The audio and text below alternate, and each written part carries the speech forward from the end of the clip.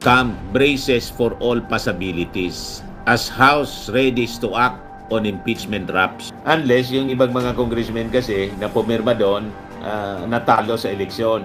O yung iba, in 2028, wala nang Sara Duterte sa 2028. Impeachment ang naghihintay sa kanya. Feel na nila ang mangyayari. Kasi malalagasan sila ng kakampi sa Senado. Kaya ito na yung pinapalabas nila, tinitest nila yung magiging reaksyon ng tao. If it is possible, replacement ni Sara Duterte, si Paste, yung kanyang kapatid, for President, and si Robin Padilla for Vice President. Yan ang pinapakalat sa social media ng kanyang mga influencers, mga DDS influencers. Nagpapagang mga balita at pagtalakay sa mga isyu ng lipunan. Bulsa! Opinyon, banat at paglalantad sa katotohanan. Bulsa! What you see is what you get. You decide. Dito ulit tayo, mga kababayan. BP Sara's camp braces for all possibilities as House readies to act on impeachment drafts. Feel na feel nila na talagang tutuluyan si Sara Duterte, sabi ko po sa inyo. And iwan ko kung parihas na numbers ang makuha na signature sa Congress. Pero sabi nga ng mga paganya nabawasan, we have to shame all the congressmen na bumaliktad. Dapat kung ilan yung pumirma noon, dapat parihas ang pipirma ngayon sa second impeachment complaints na final. Kasi the same, bakit sila pumirma noon tapos ngayon magwi-withdraw? Di, anong ibig sabihin noon? Nagkagapangan ba? Shame on you. Unless yung ibang mga congressmen kasi na pumirma doon, natalo sa eleksyon. O yung iba, patay na. Tulad ni Akop, namatay. Yung iba, nag-retire na. Pero yung asawa yung nanalo, umalit. Pero si Dan Fernandez ng Laguna, nag-retire as congressman, tumakbong gobernador, natalo. So, may nose yun. Di ba? So, sabi dito, speaking on Abantes Radio, Kung Radio, lawyer Michael Poa, spokesman ni Sara Duterte, said, Duterte is ready for the next steps in the impeachment process. Whether the complaints are referred to the committee or fast-track to the Senate for trial. Ibig sabihin, tingnan natin bukas kung i-refer pa sa committee. Sa Committee on Justice tulad ng ginawa sa impeachment complaints laban sa ating Pangulo. Pero nandyan pa rin yung fast track option. Pag na-achieve yung 102 signatures, wala nang hindi na siya dadaan sa Committee on Justice. Wala nang committee hearing tulad na nangyari. Immediately akyat na po pa Senado. So sabi dito sa balita ng Politico News, whether mapunta sa committee, the Vice President's legal team has begun reviewing documents already in their possession and studying the new allegations contained in the complaints. Yung bagong allegation po na naidagdag, yung affidavit man lang yata yun ni Madriaga, Ramil Madriaga, na ang sabi, gustong nag-apply na yata, sabi ng abogado, si Atty. Palad, nag-apply na yata si Ramil Madriaga for witness protection kasi may real threat na daw after na isama yung kanyang affidavit. Although walang formal notice sa kanila. Yung affidavit ginamit, idinagdag sa impeachment complaints. Then nagsabi din si Madriaga through his lawyer na ready daw itong magtestigo, umarap sa witness stand para i-corroborate yung mga testimony ng iharap na witnesses para sa complaints. Doon natin mapagdugtong-dugtong saan ba napunta yung confidential funds ni Sara Duterte. Bakit ang bilis na naubos? Ang bilis, lalo yung 125 million, 11 days, ubos agad. And by a coalition of civil society groups including Tindig Pilipinas and the Liberal Party. Kaya po yung mga akusasyon ni Sara, yung statement niya, malayo po sa katotohanan. Ang sinisisi, tinuturo yung ating Pangulo as brain nitong impeachment. Malabo po na may kinalaman dito ang ating Pangulo sa impeachment ni Sara. Kasi the same group na kung saan ang ating Pangulo walang kontrol dito sa mga grupong ito. Ang titigas ng ulo nitong mga grupong ito, anti-Marcos group, itong Tindig Pilipinas grupo ni Laila de Lima, signatory ito sa impeachment complaint laban din sa ating Pangulo, binasura ng Committee on Justice. Ibig sabihin, anti-Marcos groups ang nag-file ng impeachment complaint sa Vice Presidente. So paano may hand yung ating... Kaya sablay ang mga propaganda ni Sara. Yung binasa niyang message, less fake news pa. At sinabi ni Sara na walang ebidensya. Paano walang ebidensya? Ang daming ebidensya, hindi nga maikarga sa... Hindi nga mabitbit lang, kinarga sa kariton. Tambak-tambak. Gabundok. Baka walang dipensya. In 2028, wala nang Sara Duterte sa 2028. Impeachment ang naghihintay sa kanya. Feel na nila ang mangyayari. Kasi malalagasan sila ng kakampi sa Senado. Kaya ito na yung pinapalabas nila. Tinetest nila yung magiging reaksyon ng tao. If it is possible, replacement ni Sara Duterte, si Paste, yung kanyang kapatid, for President, and si Robin Padilla for Vice President. Yan ang pinapakalat sa social media ng kanyang mga influencers, mga DDS influencer. Kasi pag na-impeach si Sara Duterte ng Congress at na-convict ng Senado after trial, talakas ng ebidensya, mga kababayan, perpetual disqualification ang kakaharapin ni Sara Duterte. Tapos na yung politika niya. Ngayon, gusto na nilang i-flow si Baste from mayor tulad ng kanyang tatay to president. Uulitin nila yung history kung is it possible na maulit nila na sa tingin natin hindi na mangyayari. Ano sa tingin ninyo? Tama ako? O ngayon, Tulfo at least 11 senators to sign Blue Ribbon Report, Billionaire News Channel. Senator Erwin Tulfo expressed confidence that at least 11 senators belonging to the majority bloc would sign the initial report of the Senate Blue Ribbon Committee on its investigation into the multi-billion peso flood control mess. Malalagasan po sila ng tatlo pa at malamang bali apat ang malalagas na Duterte senator. However, Tulfo said several of them had already told Senate President Pro Tempore Ping Lacson, who chairs the panel, that they have reservations about the contents of the initial draft and that they would introduce amendments once the report reaches the plenary discussion. He said Senate President Vicente Soto III was also aware that several members of the majority group were planning to propose revisions and make their own recommendations to the draft document prepared by Lacson in his office. Ang recommendation filing ng plunder case, ang plunder walang piyansa, kulong agad, di tapos sila.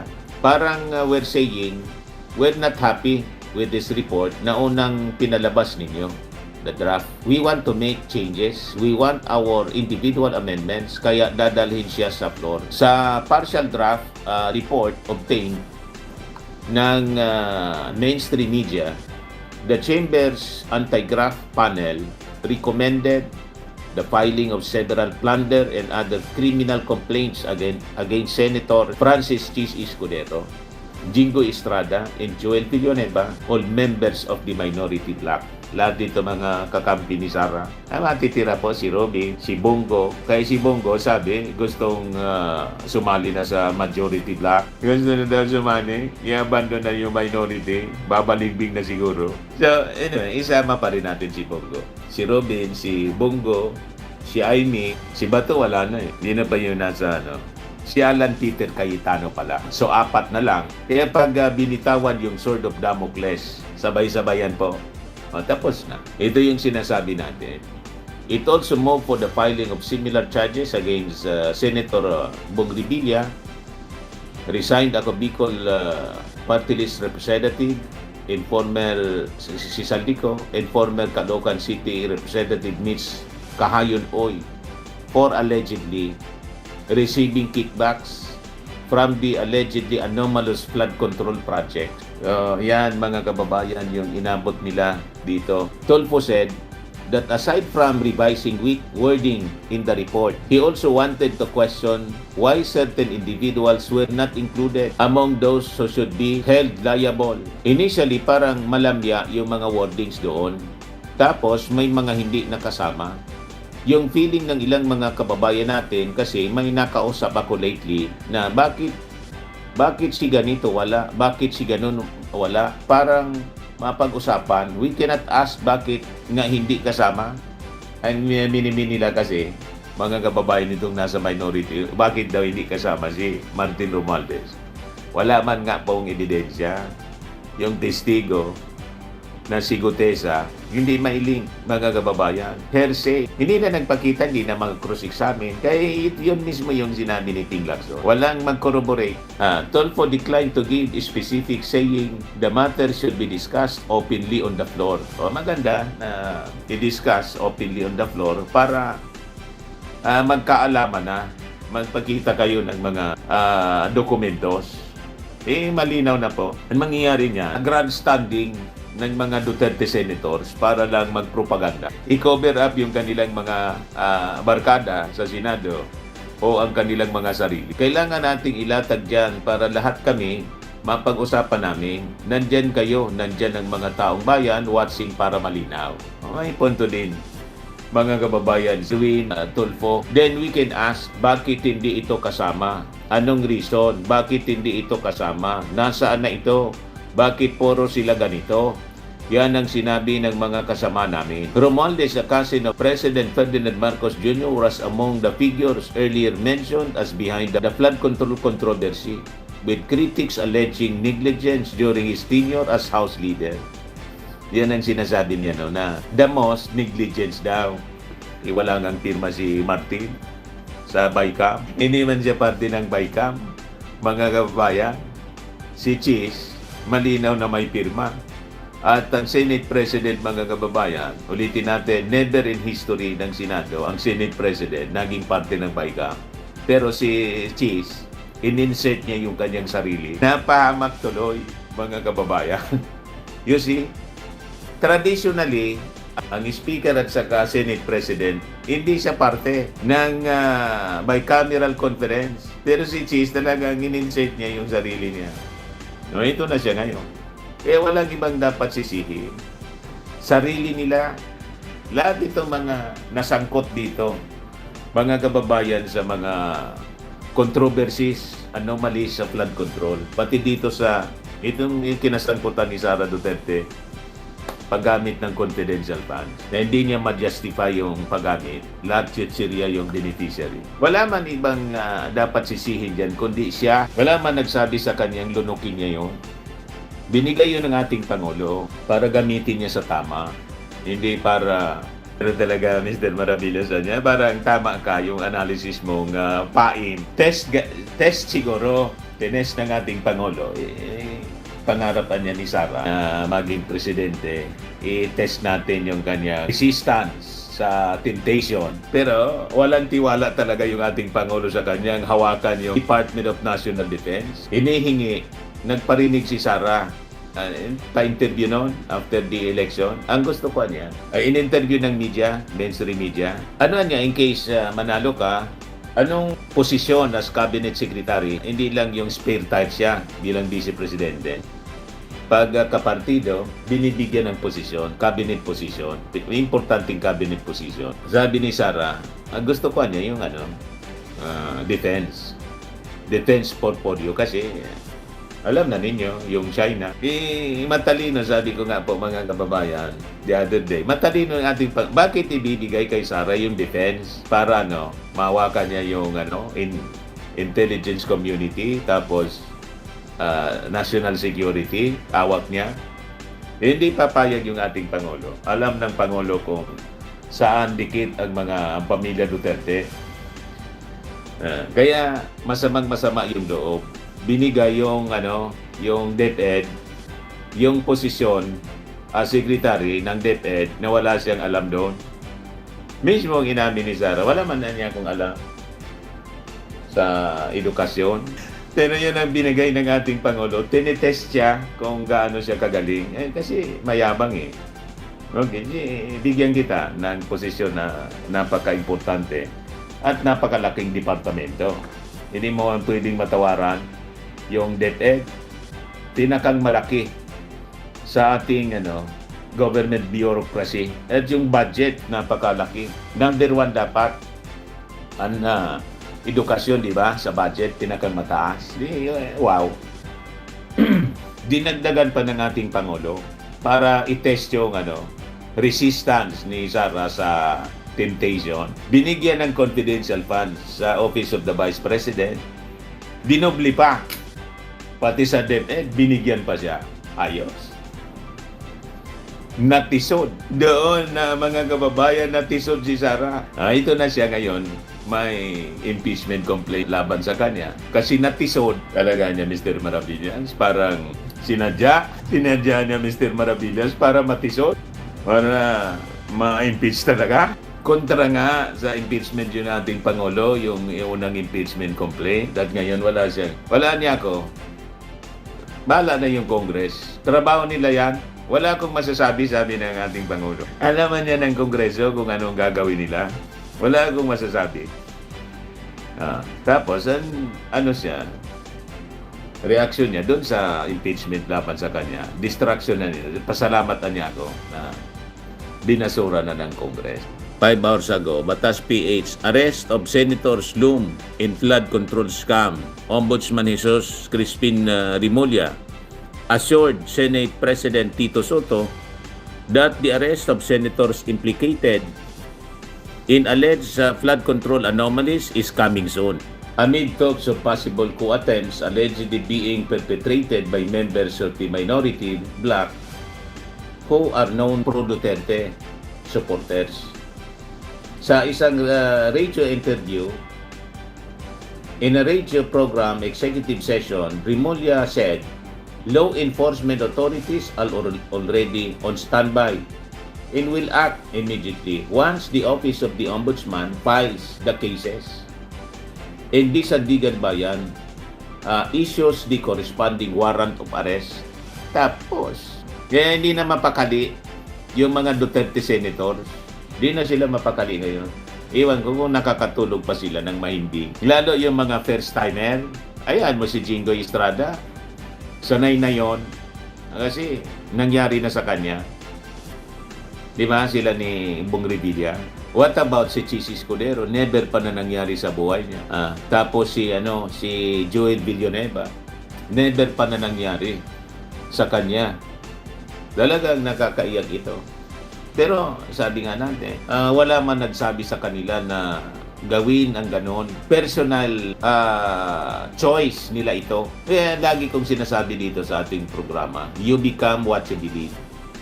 Yun ang pinaniwalaan mo. Ganong pinaniwalaan mo, yun ang ginagawa mo. Then, yun ang mangyayari sa iyo. You become what you believe. Huwag kayong mag-alala. Yung arresting team naka-standby na, sabi ni Rimulya.